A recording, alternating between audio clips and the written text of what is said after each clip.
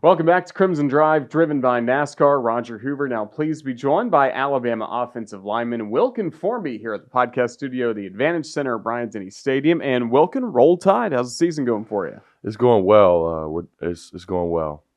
Well, we're certainly glad to have you here with us today as we talk following the Tennessee game, looking ahead to Alabama against Missouri. Just with some of the adversity we've seen in the last couple of weeks, how is this team really staying together? How are the leaders keeping this team together?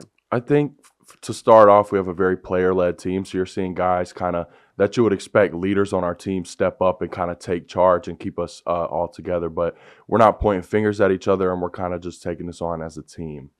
How helpful are the Sunday practices, just getting, that bad feeling of a loss out of your system, or even, if you have a huge win, kind of getting that out of your system as well? It's good because it starts your week early. You get to start everything on Sunday, and then that allows you to have an opportunity to be off the field on Monday and get some time to rest. So that's one great thing about it. And then take me through the rest of the week. How's the practice schedule divvy up? How physical are days on like Tuesday or Wednesday?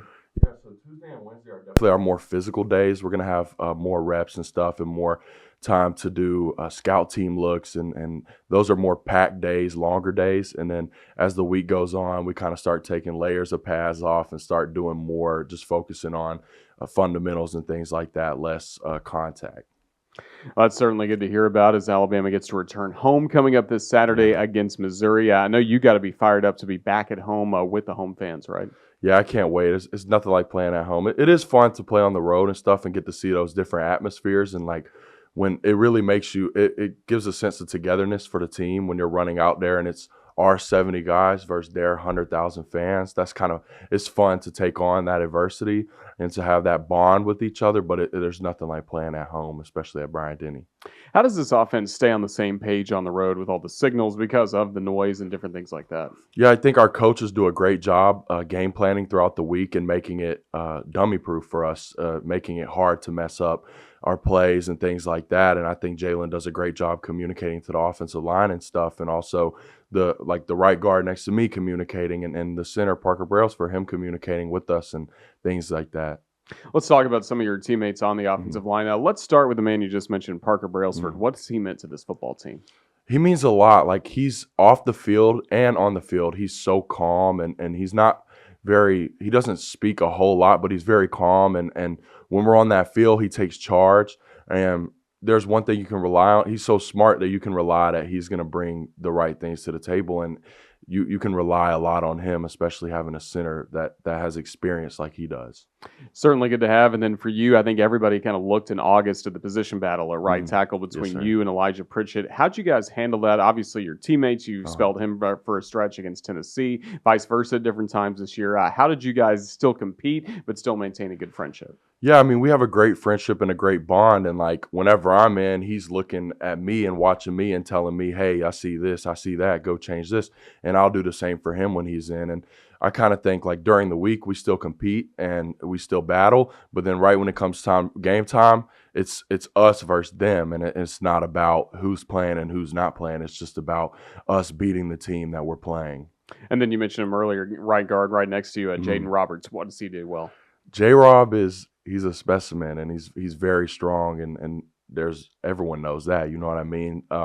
So he's very strong. He has experience from playing last year and stuff, and just his energy before the game, he gets so excited before the game, and it kind of gets everybody going, and he's just great. He's great to play with. That certainly can be said about, again, the guys on the left side of the line as well. Yeah. Tyler Booker, obviously one of the team leaders. And then when I interviewed you at Hey Coach, we had Caden Proctor in the building. He wasn't officially back on the roster yet, so I can talk about him, but I know you're thrilled to have him back in Crimson. No doubt, I am. Yeah, great to have those guys. Again, the offensive line, what's different about this group maybe from a year ago with a new position coach in Coach Kapalovic? I think one of the main things that stands out to me is how together we are as a group. Like the 5, 6, 7 guys who play, and even the guys who aren't in, are so close. We have a very close, tight-knit group, and in the meetings they're ran very well. Everyone's asking questions, everyone's dialed in and engaged, and then at practice, Coach Cap brings great intensity and what he calls juice, and that's why we're called the Juice Squad. He always brings the juice and the energy, and he just wants, you can just see it in him. He wants us to be excellent, and he'll do anything he has to do to get us coached up, and that's what I appreciate most from him. Now, during the week, you're battling against your teammates on the Mhm. defensive line. Obviously, did that all spring and summer as well. Who were some of the tough matchups? Who laid some of the hardest hits on you? I think we have a very well-rounded group on defense, but some of the toughest competition would be one of my close friends, LT, and we've been friends for a while. So we'll battle it a lot because like whenever I'll finish a rep and say I win, like we'll always talk smack to each other, and it goes on off the field into the locker room. We'll just be talking back and forth about who got the best on each other. But I think a lot of those guys, I mean, we have a great group up front, but that's one that stands out most just because of our relationship off the field. It pushes us on the field to battle even more. That's certainly good to see. Looking at you and your journey to Alabama, a lot of it you could say was almost predestined given your family history. What can you tell us about that family history here with Alabama football? Yeah, I mean, my granddad, he played here and stuff, and that played a big part just because, like, being a legacy player and being able to play at Alabama and stuff, but also being from Alabama, I got to grow up and see the culture at a young age. But I tell people this all the time. If I grew up in Texas or Florida or wherever, Alabama was the best program at the time when I was getting recruited, and that was what I felt was fit for me. And so I would have gone there regardless. People always say, just because I'm from Tuscaloosa, oh, of course he went to Alabama. Well, like I said, if I was from somewhere else, I still would have come to Alabama. Favorite game you saw here in the stands? Um, that's a tough one. I'll say I think it was when Alabama was playing Tennessee, and Ashawn Robinson had like a huge play against Tennessee, and it was so loud that my ears were numb for like 2 minutes after the play. Like I couldn't even hear. He had a huge. I can't remember if it was like an interception or something. It was a crazy play. It might have been like a sack or a fumble, and that's my favorite memory as a fan at Alabama. And then as you're getting more notice in the recruiting process, how special was it to go really behind the scenes with this football program once you were on like official visits or camps, got to be around this program more? It was awesome just growing up and dreaming at a young age to be able to play college football and go and see all across the SEC and all the other schools. But it was awesome to be able to just, like, usually I would drive a couple hours to get to the facilities at Tennessee or LSU or wherever I would travel to, but being able to just go right down the street to see Alabama's and to get to see all these coaches that you see on TV and stuff and get to build a personal relationship with them was awesome. Did you enjoy getting to know Coach Saban? How special was that? Yeah, I did. Like at first, I was so scared when I first went in his office, and but getting to grow a relationship with him was awesome. I mean, that's the greatest coach ever. So it was great to be able to get to know him and just try to take everything that you can from him and him being such a smart coach. Yeah, I think a lot of us see different sayings he would say on his radio show or press conferences, and we all try to apply it to our lives. I mean, I imagine for you guys, that was every week with every meeting, right? It was, and like we sometimes talk about this now. Like whenever he would come up and speak, or after practice, it was just like every time he spoke, you were like, "Whoa!" Like you could take something from everything that he said. That's certainly good. And you got to be part of his last team at Alabama. Now you get to be part of the first team with Kalen DeBoer. Starting with the first meeting with Coach DeBoer on that Friday night, how did you see him really win over the guys on this team? It was cool. Like it was his first time in Tuscaloosa, and getting to see him and just kind of how he was, getting to see his demeanor and what he's about, and hearing about his program. And everybody was kind of flustered because we just gotten the news that our coach was gone and he had just gotten the job. So I think everyone, all of our eyes were on him and wanted to hear what he had to say and get a good first impression of Coach DeBoer. And a lot of people have talked about going 1-0 in every day. A lot of ways, that's just what Coach Saban would talk about with the process, right?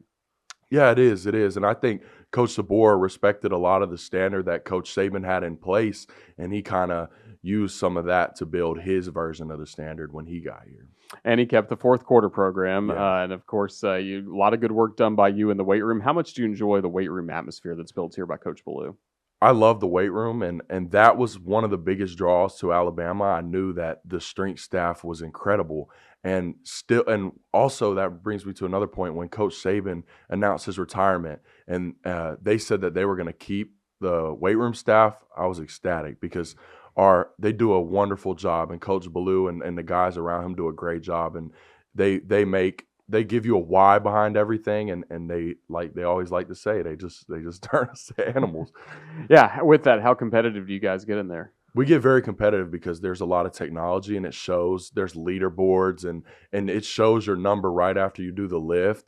And so like you'll go back and forth with whoever's at your rack and you'll be competing with them trying to get the best numbers because at the end of the lift it's going to be on the TV and there's going to be a podium with first, second, third, all the way through your position group, and you want to make sure that you're at the top of the list. What was your best lift? Where did you kind of stack up in a lot of those? I feel like my best lift is most lower body things like squat and speed squat and things like that. But I really just love being in there with the guys and the coaches and the energy that the coaches bring to us. And then during the season, what kind of maintenance does it take to make sure you guys are ready to go week in, week out with all the heavy contact you're getting, not just in practice, but the games as well? Yeah, and that brings me to another point about Jeff Allen and the training room. They're great. It's the best of the best. There's no school out there with a better strength staff or training staff than we have. And so being able to trust them and not have to lean on kind of my own thoughts or what I think I should do, I get to just ask them and say, what do you guys think? Or when we go in the weight room, they have everything laid out for us that's best fit for us, so I don't have to worry. That's certainly good. And now as you continue this season, just how much fun have you had getting to live out this dream playing for Alabama? I mean, last year was great getting to it was my first year here and I got to see everything, but this year having more of a role on the field has been awesome. It's been great to just be able to try to contribute for this team. And the best thing is the relationships that I've gotten through playing here and the guys like Tyler Booker and Caden Proctor and the other offensive linemen and even guys in other positions. Just being able to go out there and look to my left and right and see them out there with me and knowing how bad I want to fight for these guys, that's the best part about it. What have you liked away from the football field, either in the classroom, some NIL opportunities? What have you enjoyed about that part of it? I think that as my major's gone on and changed, when I first did my major, when I first declared what I was going to do, I was in general business. And I did not want to be in business after a couple weeks because I was like, this is not fun. Like I want an easy major. And so I talked to my advisor and she was like, you can't leave because you want an easy major. And so she really pushed me to stay in business. And then now I'm in marketing. I focused on that. And I think as I've gotten through some of the harder business classes, I'm glad that I stuck with business. That's awesome. What do you think you want to do after football's done? I'm not gonna lie, I have no clue. To be honest, I just kind of think it's going to be great to have a business degree from the University of Alabama and know that I spent my time well here and took advantage of free education and made the most of it. Well, like you said earlier, this football team right now really taking it 1 week at a time. With that in mind, what do you hope fans see on Saturday against Mizzou? I think that most importantly, we're just going to show. I feel bad for Mizzou because like we've come off a loss and we're very focused on us. It's all about us, and we're focused on just keep winning. It's the next game. We're focused at the next game at hand, and so just being able to dominate our opponent and more so focus on us and what we have to do. We look forward to seeing Wilkin. Formby, you're doing a great job for the Crimson Tide in that offensive line. Just thank you for all the time today on Crimson Drive, and best of luck coming up this week. Roll Tide. Yes, sir. I appreciate it. Thank you.